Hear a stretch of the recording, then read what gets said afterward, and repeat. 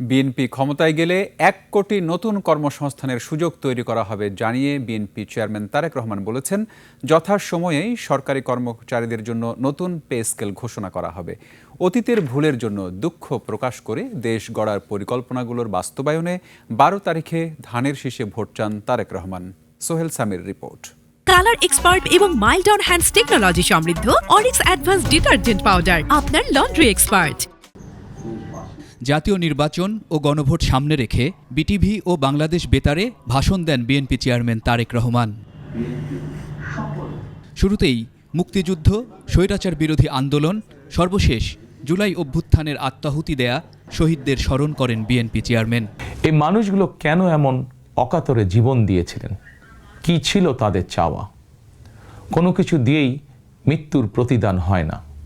তাহলে কি এত প্রাণের বিসর্জন বৃথা হয়ে যাবে?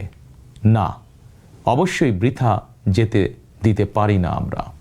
ভাষণে দলটির নেয়া দেশ গড়ার পরিকল্পনার কথা তুলে ধরেন তারেক রহমান। কেবল পরিকল্পনা নয়, এটি শতভাগ বাস্তবায়নযোগ্য বলেও দাবি করেন তিনি।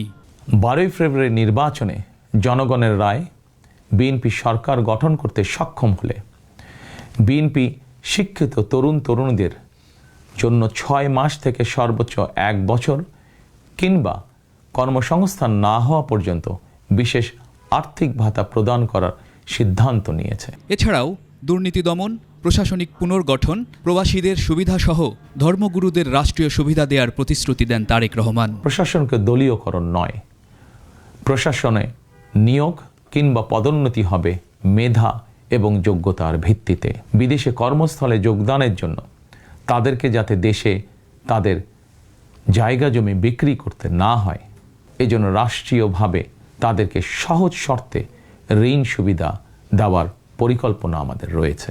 দেশের জন্য মা বাবার স্যাক্রিফাইসের কথা উল্লেখ করে নিজেও সেই পথে অটল থাকার প্রতিশ্রুতি দেন তারেক রহমান। খালেদা জিয়াও জনগণের বিশ্বাস এবং ভালোবাসার মর্যাদা দিয়েছিলেন। তিনি দেশেই থেকেছিলেন শেষ দিন পর্যন্ত। দেশ পরিচালনা করতে গিয়ে সেই সময় কোনো কোনো ক্ষেত্রে হয়তো আমাদের অনিচ্ছাকৃত কিছু ভুল ত্রুটি হয়েছে।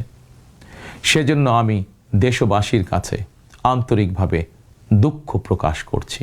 অতীতের ভুল থেকে শিক্ষা নিয়ে অর্জনগুলোকে অবলম্বন করে বর্তমান এবং ভবিষ্যৎ প্রজন্মের জন্য একটি নিরাপদ বাংলাদেশ গঠনের জন্য আগামী 12 ফেব্রুয়ারি জাতীয় নির্বাচনে আবারও আমি আপনাদের সমর্থন চাই। সোহেল সামি, 21 টেলিভিশন, ঢাকা। এবং জনগণের জন্য